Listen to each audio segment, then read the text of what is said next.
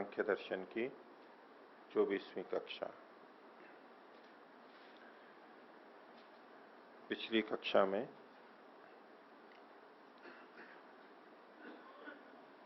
मुक्ति के उपाय, ध्यान, धारणा, प्राणायाम, आसन, विवेक, वैराग्य, अभ्यास, वैराग्य, इन सब का उल्लेख किया गया था और साथ में कुछ संख्याएं भी गिनाई गई कि विपर्य 5 होते हैं, अशक्ति 28 होती है, तुष्टि 9 होती है और सिद्धि 8 होती है। और ज्ञान से मुक्ति होती है, निष्काम कर्मों से भावना का उपचय होता है, इससे फिर मुक्ति में सहायता मिलती है, और ध्यान आदि से भी भावना का उपचय होता है, उससे शुद्धि होती है और तब हमें आगे सिद्धि प्राप्त होती है, इत्यादि बातें कही गई। जब भावना का उपचय हो जाता है तो सब कुछ स्वाभाविक हो जाता है। ये साधना जितनी कठिन लगती है, बहुत जबरदस्ती करनी होती है, वो सब समाप्त हो जाता है, बहुत स्वाभाविक, सहज, सरलता से होने लगता है। बल्कि उसके विपरीत सांसारिक स्थितियां, चंचलता, विकार, वो कठिन लगने लगता है। उस ओर चाहे तो नहीं जा सकता, और जाएगा तो बहुत दिक्कत वहां हो जाएगी। जैसे अभी साधना करने में दिक्कत लगती है, सांसारिक स्थिति में सरलता, सहजता, संयम करने में कठिनता और विषय भोग में जाने में सरलता लगती है। विषय भोगों की इच्छा हुई, भोग लिया, तो इसमें अभी सरलता लगती है, और संयम करने में, इच्छा को रोकने में कठिनाई लगती है। और जब भावना का उपचय हो जाता है तो उल्टी बात हो जाती है। संयम करना सरल लगता है, सहज लगता है, और संयम छोड़ के विषयों की तरफ जाना कठिन हो जाता है, उसको जोर पड़ता है, अच्छा नहीं लगता है, विपरीत स्थिति हो जाती है। तो ये कुछ बातें पिछली कक्षा में देखी थी, किन्हीं को कुछ पूछना है तो पूछ सकते हैं।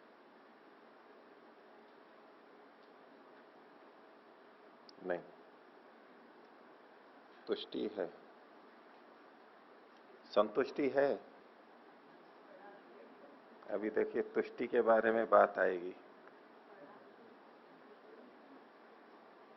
तुष्टि के बारे में अभी देखते हैं। देखो कैसी कैसी तुष्टियां हैं।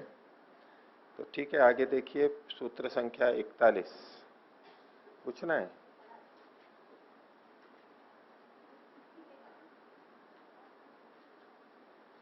इन सब के बारे में आएगा अभी, उस समय अभी पिछले सूत्रों में तो केवल संख्या संख्या गिनाई है, उल्लेख किया है, और आगे भी संकेत ही किया है, भाष्यकारों ने उसको खोला है।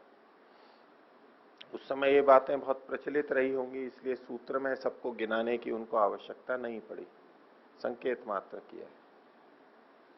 तो 41वां सूत्र बोलेंगे, अवांतर भेदाः पूर्ववत। पूर्ववत से यहां पर मतलब लिया है विपर्यय के। पीछे 37वें सूत्र में विपर्यय भेदा पंच, विपर्यय के 5 भेद कहे थे। तो अविद्या, अस्मिता, राग, द्वेष, अभिनिवेश, ये जो 5 विपर्यय के भेद हैं, तो उन्हीं भेदों को उल्लेखित कर रहे हैं कि पहले वाले के अवांतर भेद ऐसे ऐसे होते हैं। इनको अलग अलग नामों से भी कहा जाता है। इन्हीं 5 को तम, मोह, महामोह, तामिश्र और अंधतामिश्र, ये नाम यहां पर दिए हुए भी हैं आपकी पुस्तकों में, उन्हीं के ही नाम हैं। तम मतलब अविद्या, मोह मतलब अस्मिता, महामोह मतलब राग, तामिश्र का मतलब द्वेष, और अंधता मिश्र का मतलब अभिनिवेश। ऐसे इसी क्रम से इनको ये नाम दिए गए हैं। और इनके अवान्तर भेद कर देते हैं तो अनित्या शुचि दुखानात्मसु, नित्य शुचि सुखात्म ख्यातिर अविद्या। यह अविद्या का ही एक भेद हो गया, अवान्तर भेद हो गए, यानी उपभेद हो गए, भेदों के भी भेद, अवान्तर भेद कह देते हैं। कि अविद्या का वैसे तो मतलब है विपरीत दर्शन, मिथ्या ज्ञान, जो चीज जैसी है उससे भिन्न देखना। अब उसके भी चार भेद कर दिए। अनित्य को नित्य समझना, ये भी अविद्या है, क्योंकि जो अनित्य है, जैसा है अनित्य, वैसा ना समझ के उसको नित्य समझ लिया, ये अविद्या है, एक भाग हो गया। इसी तरह अशुचि को शुचि समझ लेना, जो अशुद्ध है शरीर उसको शुद्ध समझ लेना, ये भी विपर्य ही है, उल्टा ज्ञान ही है। अविद्या का ही, मिथ्या ज्ञान विपर्य का ही एक भेद है, यह अवंतर भेद हो गया, एक अलग दृष्टि से कथन किया। दुख को सुख समझ लेना,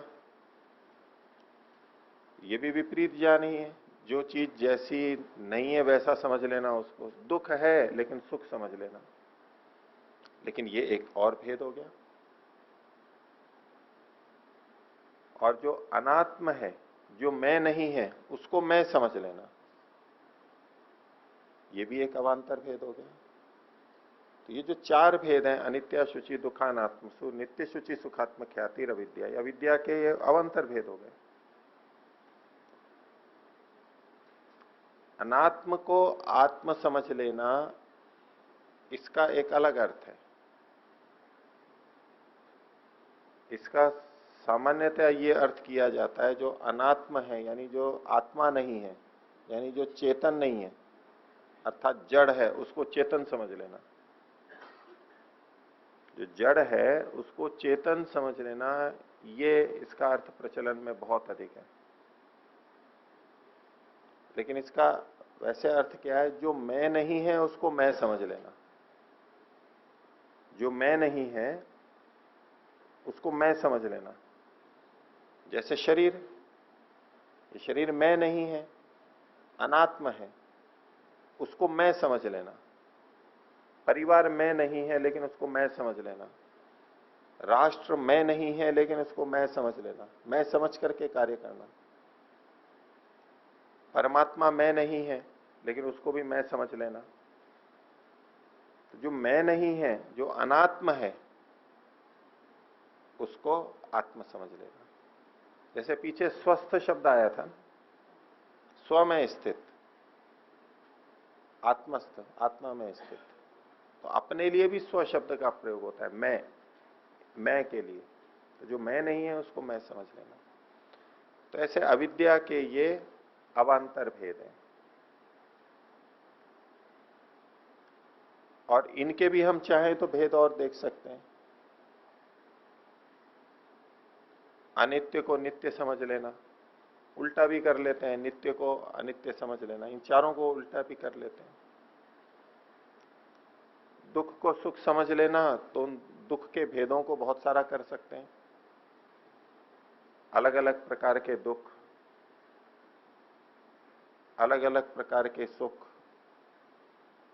उस भेद से भी और चाहे हम जितने वर्गीकरण करते जाएं, लेकिन मूलतः वो पांच ही भेद होंगे। तो 41वें सूत्र में कहा अवान्तर भेदा पूर्ववत, जो अविद्या है उसके पांच भेद जैसे हैं वैसे ही समझ लेने चाहिए। बहुत प्रचलित थे, इसलिए इन्होंने कुछ भी यहां पर उसको खोला नहीं है, और समान शास्त्र योग दर्शन में उसको बता ही दिया गया कुछ।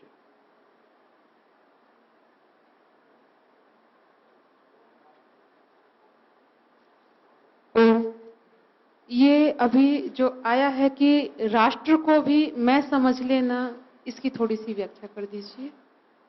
राष्ट्र को हम मैं समझते हैं कई बार, और राष्ट्र की का कुछ भी हो तो हमारे को भी उसी तरह से सुख दुख हो जाते हैं, ये वैसा ही है। जैसे शरीर वाला है, जैसा परिवार का है, जैसा जाति का है, ऐसा ही राष्ट्र का भी है। वो बड़ा है, उसको वैसे बहुत अच्छा समझा जाता है राष्ट्रवाद को, राष्ट्र के लिए। पर उस राष्ट्रवाद में भी आप देखते ही हैं कितने विकार आ जाते हैं। जब वो राष्ट्रवाद अति राष्ट्रवाद बन जाता है तो दूसरे देशों राष्ट्रों का हित नहीं देखता, वो अपने राष्ट्र का ही हित देखता है। ये तो विकृत रूप में हो गया। और दूसरे की हानि नहीं भी कर रहे हैं, लेकिन देश के लिए, देश को ही मैं समझ लिया। और बहुत दुखी भी होते रहते हैं बहुत से, देश में ये हो रहा है, देश में ये हो रहा है, बहुत दुखी होते हैं ना। ये होता है, ये हो रहा है, ये हाल हो गया, ये हो गया, बहुत कुछ। सोचना नहीं है, ऐसी बात नहीं, सोचें, जितना करना है उतना करेंगे, लेकिन जो राष्ट्र को ही मैं समझ लेते हैं उनके अंदर बस यही दुख चलता रहता है रात दिन। ये बिल्कुल वैसे ही है जैसे शरीर को मैं समझ करके शरीर के कष्ट को अपना कष्ट समझ के और वो व्यक्ति बहुत दुखी होता रहता है। परिवार का भी ऐसा ही है, राष्ट्र का भी ऐसा ही है। तो अविद्या युक्त जब राष्ट्र का के प्रति राग होता है, विभिन्न ग्रंथों के प्रति राग होता है, मत संप्रदायों के प्रति राग हो जाता है, और उनकी हानि में जैसे मेरी हानि हो गई और मैं मर गया बिल्कुल, ऐसा जो समझते हैं, ये भी आध्यात्मिक दृष्टि से अविद्या है, मिथ्या ज्ञान है। तो उस समय पर जो ये राष्ट्रभक्ति है या राष्ट्र के लिए बलिदान देना है, इस तरह के जो भाव आते हैं, फिर उन्हें अनुचित यहाँ पर माना जा रहा है या क्या? थोड़ा सा नहीं समझ पा रहे हैं। राष्ट्र के लिए काम करना है, करना है। जैसे हम शरीर की रक्षा के लिए भी कार्य करते हैं, अपनी शरीर की रक्षा के लिए करते हैं। शरीर मैं नहीं हूं इसका यह अर्थ नहीं है कि हम शरीर की रक्षा नहीं करते हैं। परिवार मैं नहीं हूं इसका यह मतलब नहीं कि हम परिवार की रक्षा नहीं करते हैं, खूब करते हैं, सब कुछ करते हैं। ऐसे ही राष्ट्र का भी है। तो राष्ट्र के हित की चिंता ना करना, उसके लिए प्रयत्न ना करना, यह अभिप्राय नहीं है। लेकिन जब रागात्मक संबंध बन जाता है, तादात्म्य हो जाता है, वो मैं ही बन जाता है, वो व्यक्ति तो दुखी होते ही है। मात्र उसका निषेध किया जा रहा है। तो क्या ये समझा जाए कि इन सब के प्रति मात्र कर्तव्य पूर्णता के लिए ही तटस्थ भाव से हमें अपना कार्य करना चाहिए? ऐसा ही करना चाहिए। जी। और इसको बड़े ढंग से कहूं, अन्यथा नहीं लेंगे, ये तो राष्ट्रवाद की भावनाएं आहत हो जाएंगी आपकी। ठीक है, मैं राष्ट्र विरोधी सिद्ध हो जाऊंगा, होता है ना ऐसा। जी। वो सभी प्राय से नहीं, लेकिन जो तथ्य है आध्यात्मिक दृष्टि से वो तो है। राष्ट्र का राग भी वैसा ही राग है, बहुत बड़ा राग है वो। और उसके लिए जो मर मिटते हैं, उससे जितना यश होता है, नाम होता है, शहीदों की चिताओं पर लगेंगे हर वर्ष मेले, और शहीद किसी के मन में इच्छा है मेरा नाम सब लोग याद रखें। अब आध्यात्मिक दृष्टि से ये भी लोकेश नहीं है। दूसरों के लिए अपना बलिदान न करें ये नहीं कहा जा रहा है, लेकिन ये लोकेशना तो है साथ में। आध्यात्मिक दृष्टि से बात को समझेंगे तो है, नहीं तो ये गलत लगेगा मेरा वचन। वो थोड़ा सा हटके लग रहा था, इसीलिए स्पष्टीकरण की आवश्यकता मुझे पड़ रही है। जी, जी। उस स्पष्टीकरण को मैं पूरा कर लूं जी। तो एक प्रसंग आता है, एक श्लोक आता है, त्यजेत एकम कुलस्यार्थे। कुल की रक्षा करनी हो तो एक को छोड़ना पड़े तो छोड़ दें। क्या करें, एक या तो एक को छोड़ो, या तो वो जाएगा या पूरा कुल चला जाएगा, परिवार चला जाएगा, कुणबा चला जाएगा। तो क्या करना चाहिए? एक को छोड़ देना चाहिए। त्यजेत एकम कुलस्यार्थे, कुल की रक्षा करनी और एक का बलिदान देना पड़े तो दे दो। ग्रामस्य अर्थे कुलम त्यजेत, यदि गांव की रक्षा करनी हो, नगर की, और कोई एक कुल का बलिदान देना पड़ रहा है, उसको कुछ असुविधा हो रही है, तो वो किया जा सकता है। उसको मानवाधिकारों का हनन नहीं कहते। एक का मानवाधिकार का हनन हो गया, ये तो उससे पूरे समाज पे कितना प्रभाव पड़ रहा है। वो मानवाधिकार की रक्षा में कई बार अति में जाके जब करते हैं तो अन्य समूह की तो कितनी भी हानि हो जाए, वो एक की रक्षा होनी चाहिए। वो मानवाधिकारी ऐसे ही स्थिति में अति में पहुंच जाता है। अन्य भी तो मानव है, उनका भी तो ध्यान रखना है। तो जहां दो का हो, तलना करनी हो, वहां क्या करें, उसका निर्देश यहां किया जा रहा है। ये मुख्य विषय नहीं है, मुख्य विषय तो अंत में आएगा। आपका श्लोक पढ़ा हुआ होगा, सबकी दृष्टि से बोल रहा हूं। त्यजेत एकम कुलस्यार्थे, कुल के लिए एक को छोड़ा जा सकता है। ग्रामस्यार्थे कुलम त्यजेत, और एक गांव के लिए कुल को भी छोड़ा जा सकता है। ग्रामम जनपदस्यार्थे, जनपद यानी जिला या राज्य, उसके लिए एक गांव को भी बलिदान करना हो तो किया जा सकता है, छोड़ा जा सकता है। लेकिन चौथी पंक्ति है जो मुख्य है यहां पर, आत्मार्थे पृथ्वीम त्यजेत। आत्मा के लिए, अपने लिए पृथ्वी को भी छोड़ना हो तो छोड़ा जाता है। या अभी तो पहले एक को छोड़ा कुल के लिए, कुल को छोड़ा गांव के लिए, गांव को छोड़ा जनपद के लिए, अब ये आत्मा के लिए आ गया। आत्मा मतलब शुद्ध आत्मा, जीवात्मा का अपना हित। यदि उसके हित करने में पूरी पृथ्वी को भी छोड़ना पड़े तो भी छोड़ा जाएगा। ये अध्यात्म का अंतिम उद्देश्य यहां पर मुख्य है।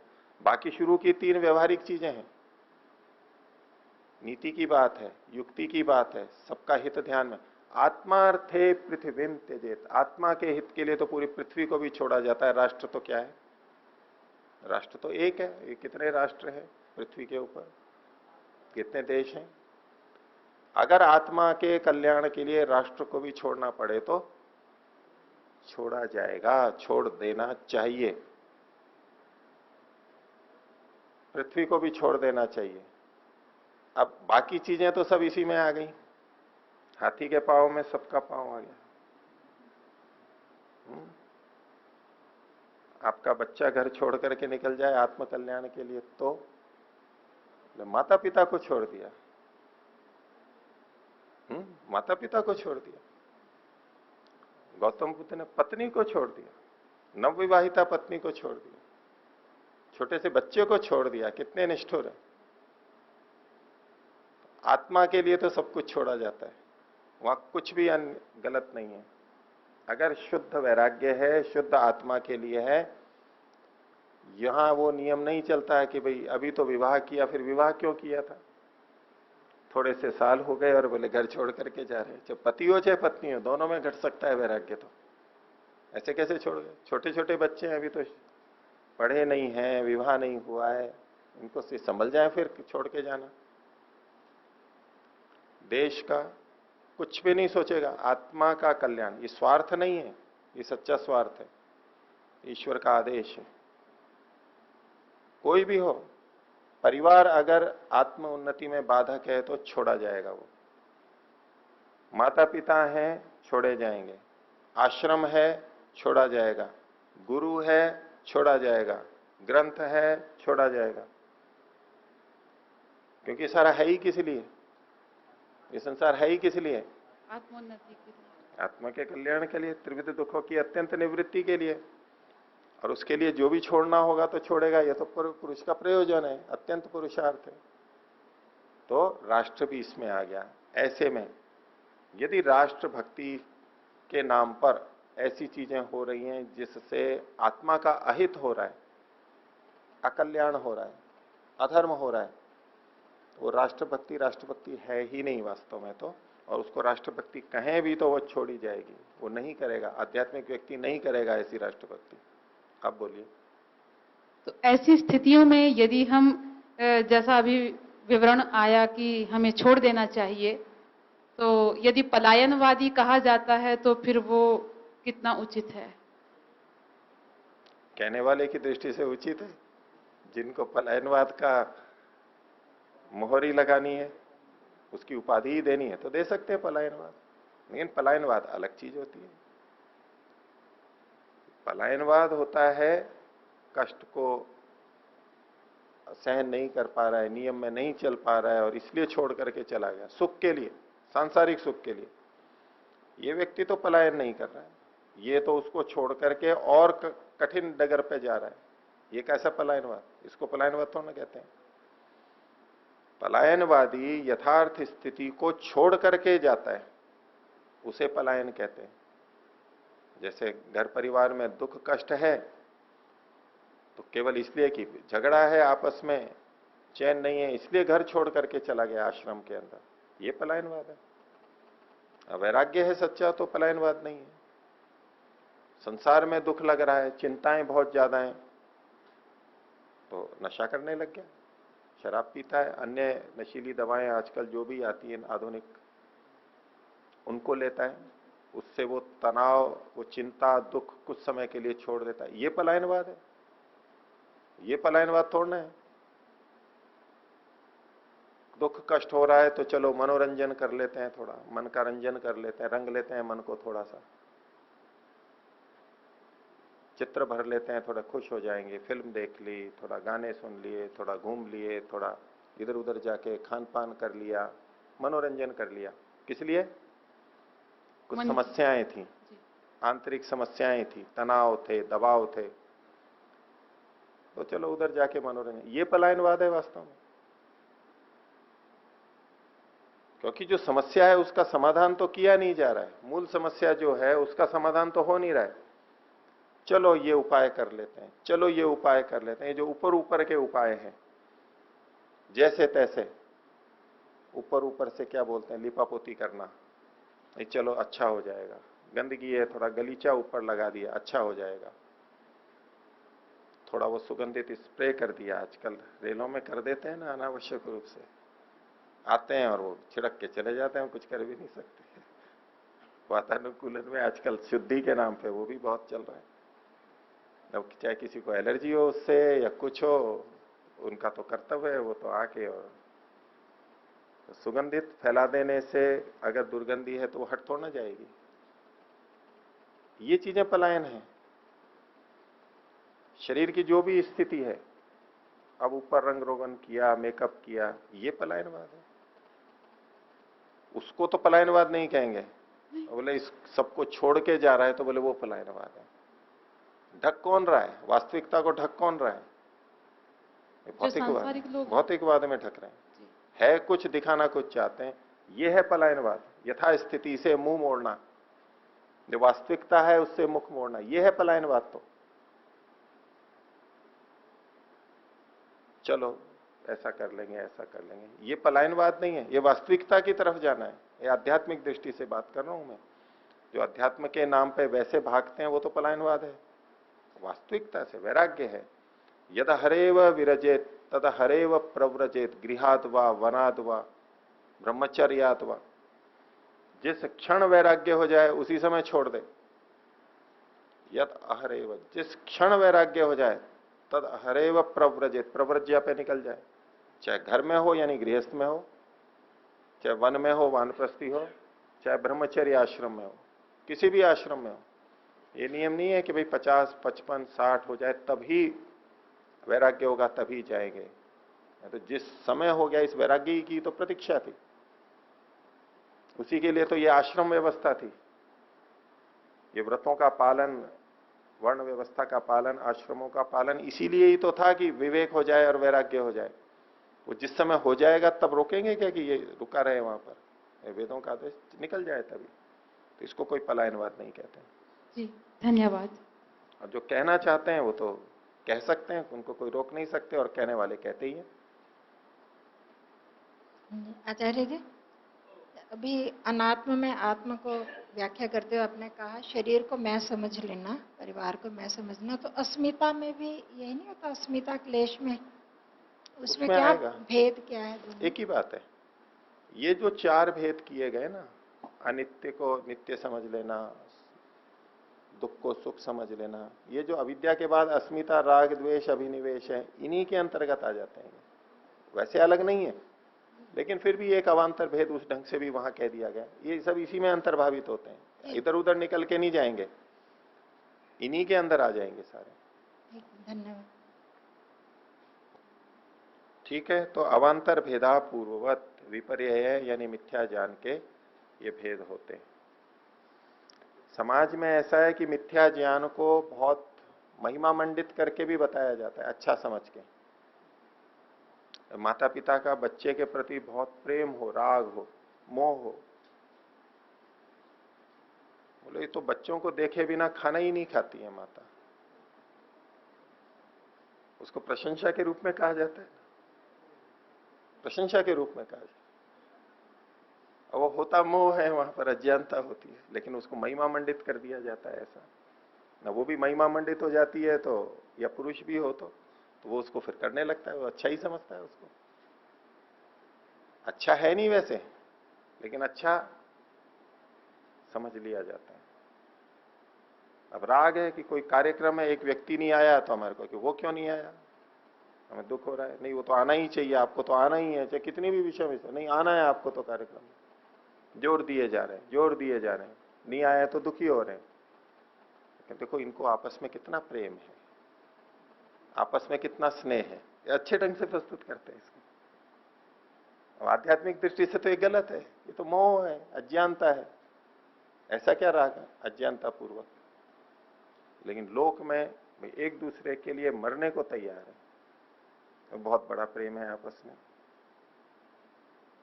तो ऐसे किसी के लिए यूं ही अपने शरीर, बहुमूल्य शरीर को दे दें, गंवा दें, गंवाना है वो उस ढंग से मरना मिटना जो है। एक मर गया तो दूसरा भी मरेगा, बोले बहुत आपस में प्रेम था। ये विद्या युक्त है, अविद्या युक्त है। ये दुनिया इतनी बड़ी है, एक चला गया तो और भी दूसरे हो सकते हैं, विकल्प बहुत हैं, परमात्मा ने बहुत विकल्प दे रखे हैं। एक के साथ नहीं रह सके, दूसरे के साथ में हो जाएगा। अब वो चला गया तो अपना जीवन दे देना। अब इसको प्रेम और दैवीय प्रेम या आत्मिक प्रेम कुछ भी नाम दे दें उसको, है तो अविद्या। तो ऐसे बहुत सारी चीजें हम गलत करते रहते हैं, लेकिन उसको अच्छा मान करके करते हैं। ऐसे क्रोध के लिए भी होता है, विपरीत देखते हैं तो बहुत क्रोध, गुस्सा आ जाता है, बोले मैं गलत नहीं सहन कर सकता, यानी मैं सत्य का पुजारी हूं। इसको अच्छे ढंग से प्रस्तुत कर रहे हैं। गुण है, दूसरों को वो कहेंगे कि इनको कोई फर्क ही नहीं पड़ता, चुपचाप रहते हैं, गलत को यूं ही सहन करते रहते हैं। हाँ, जहां गलत को गलत ढंग से सहन करते हैं वो तो अच्छा नहीं है, ठीक है, लेकिन सामान्य सामान्य बातों में भी तो अच्छे को बुरा और बुरे को अच्छा, ये भी अविद्या का ही भाग है। पर हमारे अंदर बहुत घुसी रहती है, पता ही नहीं लगता है, धीरे धीरे समझते जाते हैं, हटाते जाते हैं। तो ये विपर्य के 5 भेद, उसके अवान्तर भेद हम कितने भी कर सकते हैं, बहुत सारे हो सकते हैं। अगला सूत्र 42वां, बोलिए एवं इतरस्याह। दूसरा जो है इसका इतर यानी तो अशक्ति।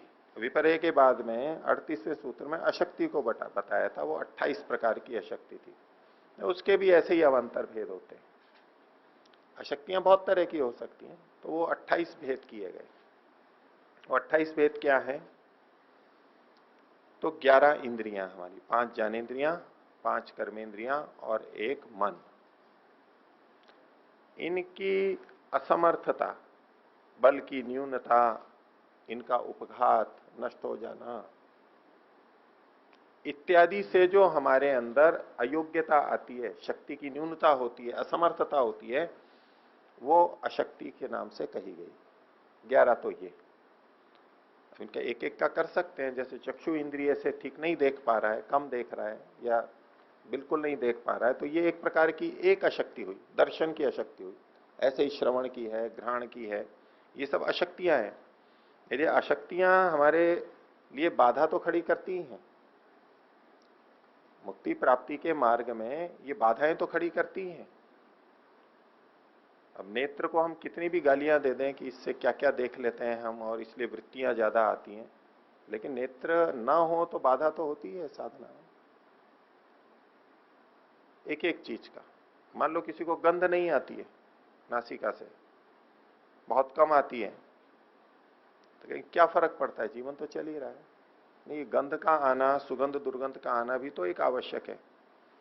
अब मान लो गर्मियों में सब्जी खराब हो गई, फल खराब हो गया, और दिखने में तो खराब दिखेगा नहीं, वो आंखों से थोड़ा ना दिखाई देगा कि खराब हो गया, हाथों से थोड़ा ना पता लगेगा कि खराब हो गया, और स्वाद में भी कुछ पता नहीं लग रहा है।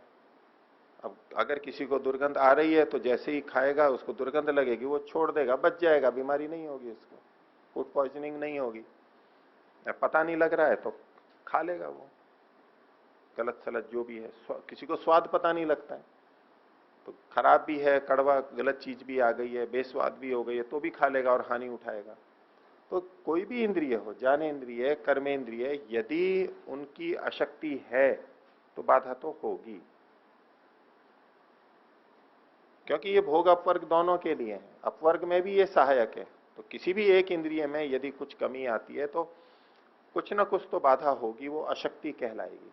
इसलिए यदि हमारी सब इंद्रियां ठीक हैं तो ये बहुत हमारे लिए अच्छी बात है, हम उसका सदुपयोग कर सकते हैं अध्यात्म की दृष्टि से। तो 5 ज्ञानेन्द्रियां, 5 कर्मेंद्रियां और मन भी, ये 11 अशक्तियां 11 इंद्रियों की। कुल इन्होंने 28 गिनाई है, 17 और बाकी हैं। इसमें आगे 9 प्रकार की तुष्टियां बताई गई हैं।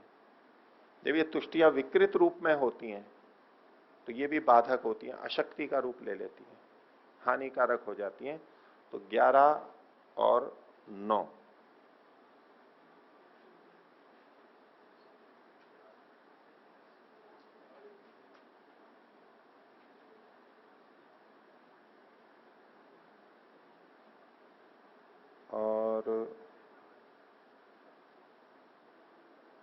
और उहादि जो 8 सिद्धियां हैं, वो 8 सिद्धियां न होना वो भी अशक्ति है, उनका ना होना। तो ये मिला करके 28 प्रकार की अशक्तियां होती हैं। तो इनको तो अपने आप समझ लेंगे हम, 11 इंद्रियों वाला तो समझ में आ ही गया है। तुष्टि के बारे में अभी एक एक करके पढ़ेंगे। उनके विपरीत होना यानी गलत तुष्टि होना, ये बाधक हो गया अशक्ति, और उचित तुष्टि होना ये एक अच्छी बात है। और उहादि जो 8 सिद्धियां हैं, वो सिद्धियां होंगी तो वो शक्ति कहलाएंगी, और वो शक्तियां न हैं, उहादि सिद्धियां नहीं हैं, तो वो अशक्ति कहलाएगी। वो भी हमारे लिए बाधक बनेगी, साधना में बाधक बनेगी। ये सिद्धियां जितनी जिसके पास होंगी वो उतनी जल्दी आगे बढ़ेगा, और नहीं तो उतनी उतनी बाधा होगी, देरी होगी। तो आगे देखिए तुष्टि के बारे में 43वां सूत्र, बोलिए। आध्यात्मिक आदि भेदात नवधा तुष्टि। नवधा तुष्टि, तुष्टि 9 प्रकार की होती है। तो उसमें आध्यात्मिक आदि कह के कह दिया, तो आध्यात्मिक और बाह्य 2 भेद किए गए वैसे, और फिर इनके और अवांतर भेद किए गए हैं। बाह्य जो हैं उसके 5 भेद किए गए, और आध्यात्मिक हैं उसके 4 भेद किए गए। इस प्रकार से 9 प्रकार की तुष्टियां कही गई हैं। तुष्टि मतलब संतुष्ट होना, तोष होना, अंदर प्रसन्नता होना। चलो ये तो अच्छा हो गया, चलो ये तो अच्छा हो गया। जैसे कोई पढ़ाई कर रहा है, उसकी अच्छी नौकरी लग गई, तो नौकरी के बारे में संतुष्टि हो गई कि हाँ ठीक है, ये तो हो गया। विवाह हो गया, ये एक संतुष्टि हो गई। बच्चे हो गए, ये एक संतुष्टि हो गई। मकान बन गया, चलो मकान तो बन गया। एक तुष्टि का भाव आता है, संतोष का भाव आता है। चलो गाड़ी तो खरीद ली, चलो ये तो हो गया। चलो बच्चों की तो पढ़ाई अच्छी हो गई, चलो बच्चों के तो अच्छे विवाह हो गए। ऐसे तो ऐसे ही आध्यात्मिक दृष्टि से कुछ तुष्टियां होती हैं, उनका वर्णन यहां पर करेंगे। तो आध्यात्मिक तुष्टियों में पहली तुष्टि प्रकृति के विषयक है, जिसको अंभ नाम की तुष्टि कहते हैं। जैसा कि आप सभी सुनते ही रहते हैं, हम लोग विचार करते ही रहते हैं। प्रकृति यानी मूल प्रकृति, और कार्य जगत भी ले लीजिए उसमें, और उससे आत्मा की पृथकता का भाव कि आत्मा प्रकृति की तरह परिणामी नहीं है, बदलने वाला नहीं है, मैं उससे अलग हूं। तो इससे कुछ संतुष्टि आती है या नहीं आती है? अगर ये हो जाए कि मैं भी बदलने वाला हूं, तो जैसे प्रकृति बदल रही है ऐसे मैं भी बदलने वाला हूं, जैसा क्षणिकवादियों के मत में होता है, तो जब पता लगा नहीं मैं तो नहीं बदलने वाला हूं, ये प्रकृति और कार्य जगत नष्ट होने वाला है, अनित्य है, क्षीण होता है, समाप्त हो जाएगा, कार्य के रूप में नहीं रहेगा। बोले नहीं, आत्मा तो नित्य है, ये शरीर नष्ट हो जाएगा लेकिन मैं तो नित्य हूं, इससे संतुष्टि होती है नहीं। नहीं, मैं तो रहूंगा। अब मृत्यु का डर तो इसीलिए लग रहा था कि जैसे मैं ही समाप्त हो जाऊंगा। जब ये पता लगता है कि नहीं, मैं तो अलग हूं और मैं तो नित्य हूं, मुझे संतोष होता है। कुछ भी हो मैं तो रहूंगा, शरीर बदलता रहेगा, चोला है तो। ये जो तुष्टि की बात आती है ऐसी, तो प्रकृति को देख करके कि ये परिणामी नहीं है, मैं परिणामी नहीं हूं, मैं तो नित्य शुद्ध बुद्ध मुक्त हूं, ये तो जड़ है, अज्ञानी है, ऐसे परतंत्र है, मैं स्वतंत्र हूं, इत्यादि जो प्रकृति से अपना भेद करते हुए एक संतुष्टि आती है, उसको पहली अंब नाम की तुष्टि कहते हैं। ये प्रकृति से संबंधित होती है, प्रकृति और उससे भिन्न आत्मा को देखते हुए। तो जैसा हमें ठीक ठीक ज्ञान हो गया और इससे जो संतुष्टि का भाव मन में आता है, ये तो एक अच्छी बात है, गुण है, ये तो तुष्टि होना चाहिए, आध्यात्मिक व्यक्ति में आना ही चाहिए। और ये नहीं आया तो वो डरता ही रहेगा कि मैं मर जाऊंगा, नष्ट हो जाऊंगा, तो वो तुष्टि नहीं आएगी उसको। ये तो है गुण।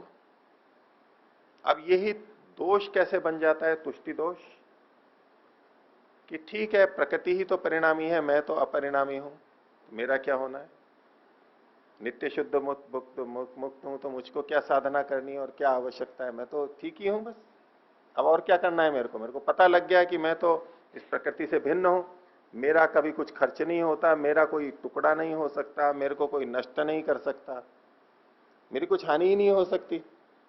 अब और क्या करना है, इस साधना कर करके कष्ट क्यों भोगना है। इसी बात का, इस बात का अब ये रूप ले लिया उसने। अब ये तुष्टि दोष हो जाएगा।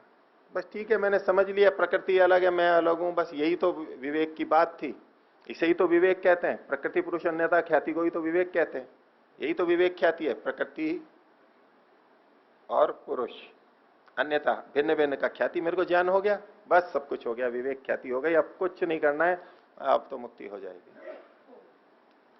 जितना ये थोड़ा सा पाया उसी में अपने आप को संतुष्ट कर लेना और आगे के लिए पुरुषार्थ नहीं, बस वहीं रुक जाना, ये तुष्टि दोष कहलाएगा। और ये एक अशक्ति हो गई, एक बाधा बन जाएगी अध्यात्म में।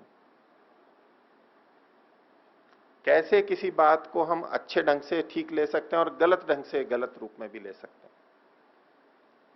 ये पहली है तुष्टि, अंब नाम की तुष्टि। दूसरी तुष्टि, उसको उपादान रूपी सलिल नाम की तुष्टि कही गई। सलिल, उपादान नाम की, कि उसने सन्यास ले लिया, घर छोड़ दिया, बच्चे छोड़ दिए, धन संपत्ति छोड़ दी, जो भी उसकी बहुत सारी थी वो भोग कर सकता था चाहे तो जीवन पर्यंत, सब छोड़ दिया। अच्छे अच्छे कपड़े पहनने छोड़ दिए, अच्छे जूते, ये सब चीजें छोड़ दी, कमंडलू धारण कर लिया और ये दंड धारण कर लिया, इत्यादि इत्यादि, जैसा सन्यासी लोग कर लेते हैं। और उससे ये सोचना, अच्छा ऐसा कोई करे तो अच्छी बात है ना, बुरी बात थोड़ा है। ऐसे कोई सन्यासी हो जाए, घर को छोड़ के प्रव्रज्या में चला जाए तो अच्छी बात है, ये भी संतोष ना है, ओ मैं अपने घर को छोड़ सका, घर से अलग हो सका मैं, अच्छी बात है, होना चाहिए। हर कोई नहीं छोड़ सकता, डर लगता है उसको, बुढ़ापे में क्या होगा, आगे क्या होगा, सेवा होगी या नहीं होगी, डर लगता है। बाहर कोई सेवा करे नहीं करे फिर क्या होगा, अभी घर छोड़ दिया तो बच्चे बाद में मना कर देंगे, तो डर लगता है। एक बड़ा डर है ये, संन्यास लेने के पीछे, एक न लेने के पीछे एक बड़ा डर है। अगर किसी ने ऐसा सोच के नहीं संन्यास लेना है, मुझे ऐसा करना है, मेरे लिए आवश्यक है, आश्रम है, मेरे को जाना ही है उसमें, तो ये एक बड़े संतोष की बात है कि वो इतना छोड़ पाता है। ये तो एक अच्छी बात हो गई।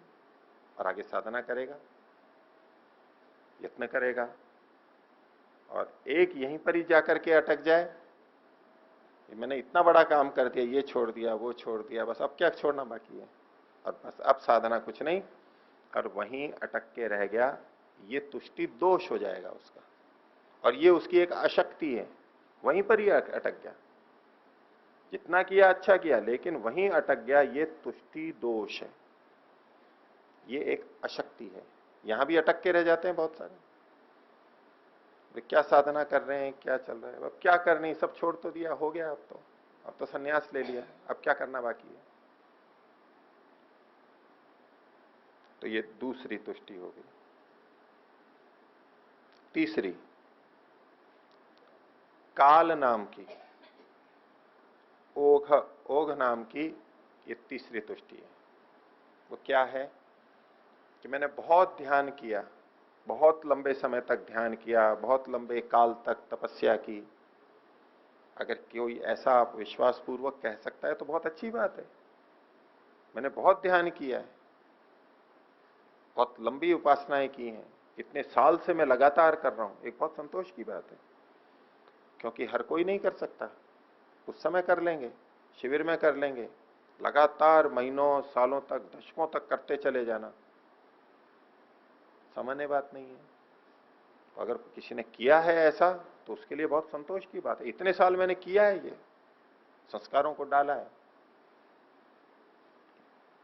ये तुष्टि है, गुण है, अच्छी बात है।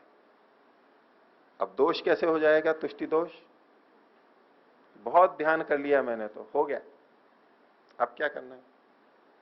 खूब कर तो लिया, इतनी तपस्या तो कर ली इतने लंबे समय तक, हो गई, बस पूरी हो गई, अब क्या करना है? यहां जाके जब अटक जाएगा तब ये ही किया है उसने वास्तव में, लेकिन इसकी दृष्टि यहां अटक गई, अब आगे कुछ नहीं कर रहा है, ये फिर तुष्टि दोष हो जाएगा। और ये एक अशक्ति है, ये भी एक अशक्ति है, मुक्ति के लिए बाधा खड़ी हो जाएगी इतने मात्र से। संतोष सब जगह नहीं करना होता है, संतोष करना चाहिए, वो ठीक है। संतोष परम सुख माना जाता है। यच्च काम सुखम लोके यच्च दिव्यम महत सुखम तृष्णाक्षय सुखस्येते नारहत षोडशीम कला। ये जितने भी दिव्य सुख है उन सबसे वो इसके 16वें भाग में भी नहीं आते। इतना बड़ा है तृष्णाक्षय का सुख, संतोष सुख। जब आए संतोष धन सब धन धूरी समान इत्यादि, जो बहुत सारी बातें अपनी जगह बिल्कुल ठीक हैं, लेकिन फिर भी शास्त्रकार ये भी कहते हैं कहां संतोष करना चाहिए, कहां नहीं करना चाहिए। संतोष है त्रिषु कर्तव्य, 3 जगह संतोष करना चाहिए। वो प्रतीक के रूप में है, उपलक्षण है। स्वदारे भोजने धने, अपनी पत्नी, अपने धन और अपने भोजन में, यानी अपना जो परिवार है, अपना पति है, अपना जो है, उसमें तो संतोष करना चाहिए जितना भी है, जैसा भी है। लेकिन कहा त्रिषु चैव न कर्तव्य, 3 चीजों में संतोष नहीं करना चाहिए। अध्ययने जप दानयो, अध्ययन में कभी संतोष नहीं करना चाहिए कि मैंने इतना कर लिया बस हो गया, योग दर्शन पढ़ लिया बस, पूरे शास्त्र पढ़ लिए, अब कुछ नहीं पढ़ना, सांख्य दर्शन ऐसे ही कुछ कुछ पढ़ लिया, कितनी पुस्तकें पढ़ ली, बस बहुत है। जप के अंदर ध्यान आ गया, जप के अंदर जो ये अभी प्रसंग चल रहा है काल का, इतना ध्यान कर लिया, इतना जप कर लिया, बस संतोष हो गया, उसमें कभी संतोष नहीं होगा, और करना है और करना है और करना है, करते जाना है। और दान में, सेवा में, परोपकार में जितना किया भाई बहुत कर लिया बस, अब कुछ नहीं, खूब दान दे लिया मैंने, नहीं जितना है अभी तो और देते जाओ देते जाओ देते जाओ, सेवा करनी है, करते जाएंगे करते जाएंगे। कुछ भी देना है, धन देना है, भोजन देना है, विद्या देनी है, सुरक्षा देनी है, निर्भयता देनी है, कुछ भी देना है, न्याय देना है, जितना दे सकते हैं देते जाएंगे देते जाएंगे देते जाएंगे। वहां कहीं संतोष करने की बात नहीं है कि बस अब और कुछ नहीं, तो सब जगह संतोष नहीं होता है। तो ये जो ध्यान आदि का है, तपस्या का है, इसमें दशकों बीत जाते हैं व्यक्ति को यूं लगता है कि मैंने इतना लंबा समय जीवन भर इसमें लगा लिया, जीवन भर ऐसा लगता है पूरा इसी में लगा दिया, बस अब कुछ नहीं करना है, हो गया।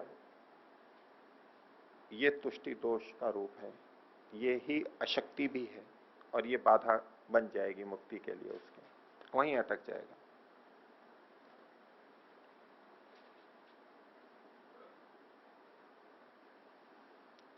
इसी तरह से एक भागाख्या नाम की तुष्टि है जिसको वृष्टि तुष्टि कहा गया,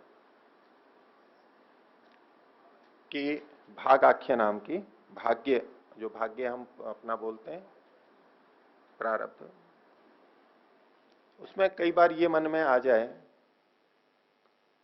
भाई समाधि तो भाग्य वालों की ही लगती है, हर किसी की थोड़ी ना लगती है।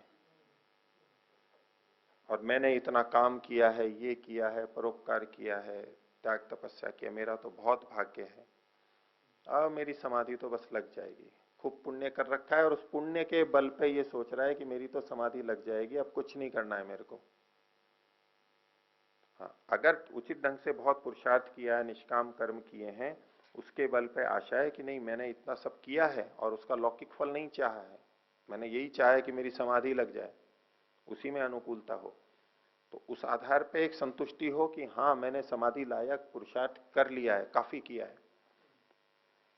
ये तो एक अच्छी बात है कि मैंने अपने पुण्यों को, पुरुषार्थ को, परोपकार को और किसी के लिए नहीं चाहा है कि मुझे ये सुख मिल जाए, ये संपत्ति मिल जाए, ये सौंदर्य आ जाए, ये नहीं, मेरे को तो समाधि लग जाए, ईश्वर का साक्षात्कार हो जाए, इसमें जो साधन आवश्यक हैं उसके फल के रूप में मेरे को इन मेरे पुण्य कर्मों का फल चाहिए और खूब किया, ये संतोष की बात है अगर हम ऐसा कर पाते हैं तो।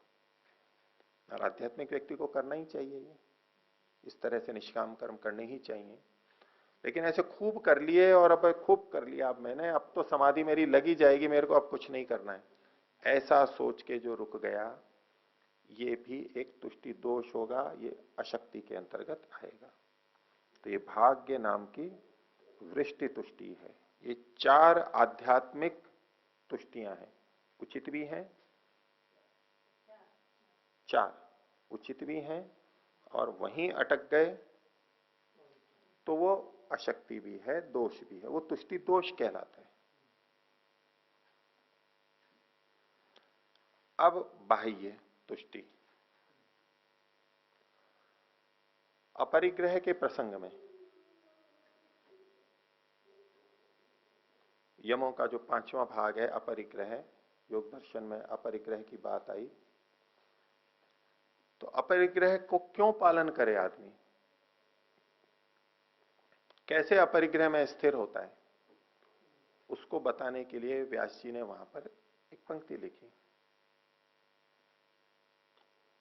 तो कहा विषयों के अर्जन में दोष देख करके, फिर रक्षण में दोष देख करके, संग दोष देख करके, क्षय दोष देख करके, फिर संग दोष देख करके, और हिंसा दोष। अर्जन, रक्षण, क्षय, संग और हिंसा, ये 5 चीजें बताई हैं। इनको देख करके विषयों के अर्जन से दूर हो जाना, उनको अधिक नहीं करना, कम से कम लेना, जितना आवश्यक है उतना ही लेना, ये एक अच्छी बात है अपरिग्रह के लिए।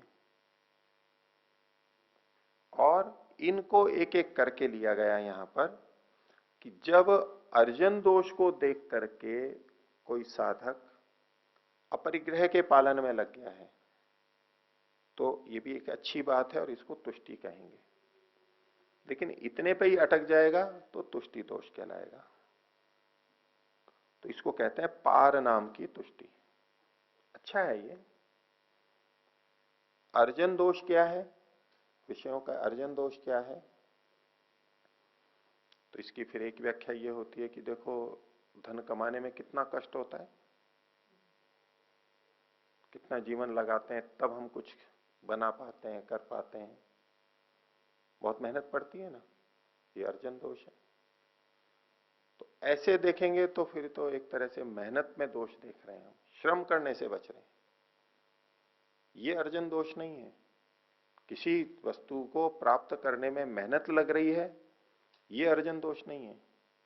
बहुत कष्ट हो रहा है, ये अर्जन दोष नहीं है। अगर ऐसा अर्जन दोष हमने किया है तो साधना में भी अर्जन दोष आ जाएगा।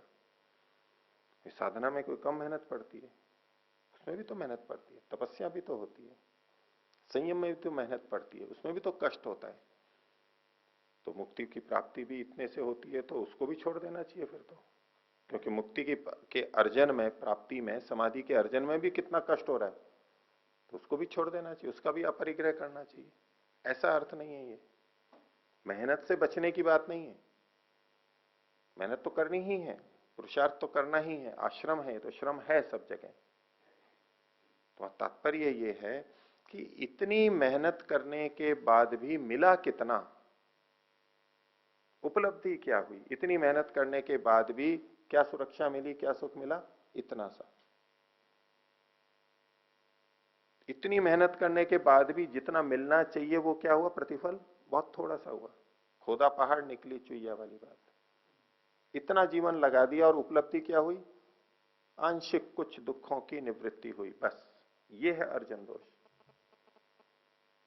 और अध्यात्म में ये अर्जन दोष नहीं लगेगा, क्योंकि यहां जितना मेहनत करेंगे, पुरुषार्थ करेंगे, उससे उपलब्धि बहुत अधिक है, इसलिए ये मेहनत दोष के अंतर्गत नहीं आएगी। तो संसार के विषयों में अर्जन दोष को देख करके उन विषयों से दूर रहना एक अच्छी बात है, और संतोष होना चाहिए कि मैंने अपरिग्रह का पालन किया इस आधार पर। लेकिन इतना दोष देख करके ही और कोई रुक गया तो ये अब तुष्टि दोष हो जाएगा, ये एक अशक्ति है। तो पहला अर्जन को देख करके, अर्जन दोष को देख करके हम उससे वैराग्य को प्राप्त होते हैं, दूर रहते हैं, ये पार नाम की तुष्टि है। दूसरा है रक्षण दोष को देख करके, उसको सुपार नाम की तुष्टि कहा गया। पार सुपार, इसको भी ऐसे ही समझना चाहिए। रक्षण दोष क्या है कि संसार के विषयों को, वस्तुओं को पहले तो बनाओ और फिर उसकी रक्षा करो। रक्षा करने में ही कितनी मेहनत पड़ती है, साफ सफाई रखने में, बनाए रखने में क्षीण होती है, तो फिर लिपाई पुताई करने में कोई चुरा ना ले, हथिया ना ले, ऐसे रक्षण में कितनी मेहनत पड़ती है।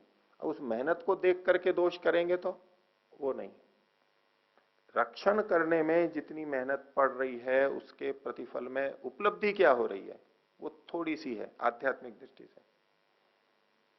और आध्यात्मिक स्थितियों को बचाने, रक्षण के लिए भी तो कितना प्रयत्न करना पड़ता है। एक बार थोड़ी सात्विक स्थिति बनी, एकाग्रता बनी, वैराग्य बना, उसको बचाने के लिए प्रयत्न नहीं करना पड़ता है रक्षण के लिए बहुत, तो यूं ही चली जाती है वो। तो लोक में गए, एक क्षण में सारी स्थिति खत्म, उसके लिए मेहनत नहीं करनी पड़ती है, पड़ती है। तो इस मेहनत में अर्जन, रक्षण, अर्जन किए हुए का रक्षण, तो रक्षण में मेहनत पड़ रही है, ये अपने आप में दोष नहीं है। मेहनत तो हर जगह है, नहीं तो एक तरह से हम आलस्य की उसको शिक्षा दे रहे हैं कि देखो उसको रक्षण करने में कितनी मेहनत पड़ रही है, आपको छोड़ो इसको। तो उसके मन में क्या भाव आएगा कि ये जो अध्यात्म की चीज बता रहे हैं यहां वो मेहनत नहीं करनी पड़ेगी, ये तो वैसे ही रक्षित हो जाएगा। वो तो यहाँ के पता लगेगा उसको, और फिर यहाँ आएगा तो क्योंकि उसकी तो वही आदत है कि वो बचूं उससे, तो यहाँ आकर के भी वो बचेगा ही, रक्षण से भी। जाती है तो जाती है, मेहनत नहीं करेगा वो, क्योंकि हमने मूल में ही उसको मेहनत ना करने के लिए परोक्ष रूप से कह दिया। हमें पता नहीं लग रहा है कि हम मेहनत के लिए मना कर रहे हैं उसको, मेहनत में दोष दिखा रहे हैं उसको, महसूस नहीं हो रहा है हमें। हमें तो ये लग रहा है हम इसको विषयों से हटा रहे हैं। देखो इसने इससे परिग्रह का त्याग किया अपरिग्रह की स्थिति में, लेकिन बीज में हम कौन सा विष डाल रहे हैं, मेहनत के प्रति जो दोष दिखा रहे हैं वो यहां आकर के आलसी रहेगा, मेहनत नहीं करेगा यहां पर वो, और करेगा तो करनी पड़ेगी तो वो फिर यूं कहते हैं कि इससे तो वही अच्छा था, ऐसा बोलते हैं बहुत से।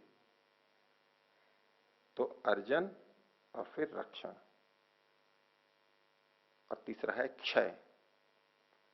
ये सब क्षीण होती हैं, ये देख देख करके भी दुख होता है, ये सब क्षीण होने वाली हैं कुछ समय बाद में, इसलिए इनको इतना रख के क्या करना है।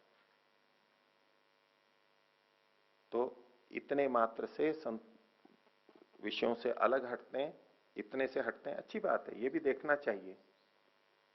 लेकिन फिर यहीं अटक जाए कोई, अर्जन दोष को देख के, रक्षण दोष को देख के, संग दोष को देख करके, एक एक को करके कि बस अब ठीक है, अब तो विषयों के प्रति मेरी कोई आसक्ति नहीं रही, मैं तो अपरिग्रह का पालन करने लग गया और मेरे को तो वैराग्य हो गया, यहां आके संतुष्ट हो गया, ये तुष्टि दोष है।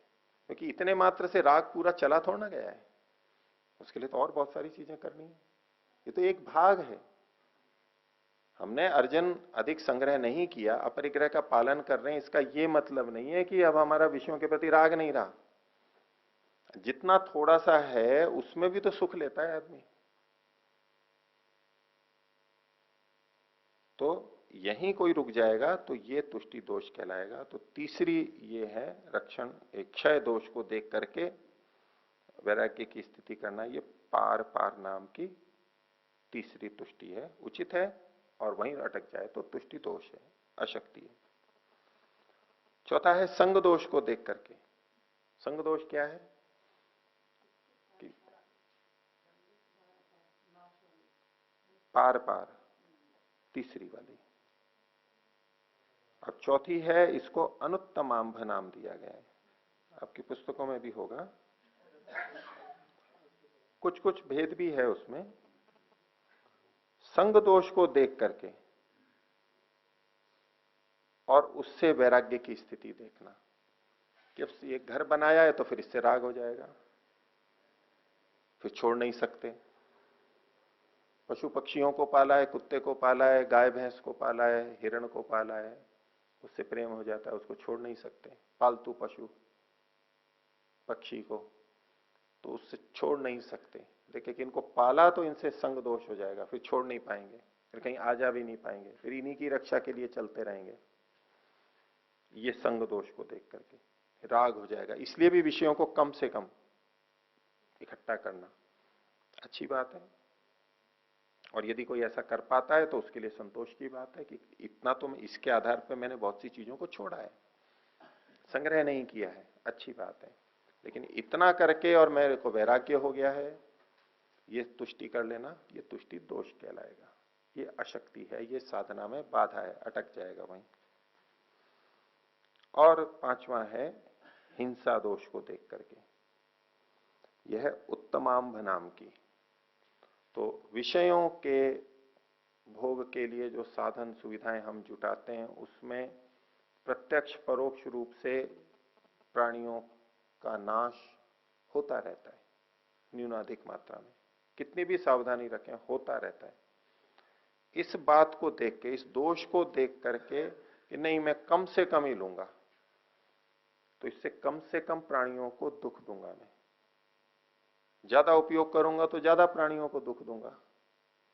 तो ये भाव समझ करके जब उससे अपने को बचा करके रखता है व्यक्ति वस्तुओं से, वैराग्य में आता है, तो ये भी अच्छी बात है, ये भी तुष्टि है, संतोष होना चाहिए कि हाँ इस बिंदु के आधार पर मैंने कुछ चीजों का उपभोग कम किया, संयम में रहा, और इसी को परिपूर्ण वैराग्य मान ले, राग की मुक्ति मान ले, तो ये तुष्टि दोष बन जाएगा। तो इस प्रकार से आध्यात्मिक आदि भेदात नवधा तुष्टि, 9 प्रकार की तुष्टि हो।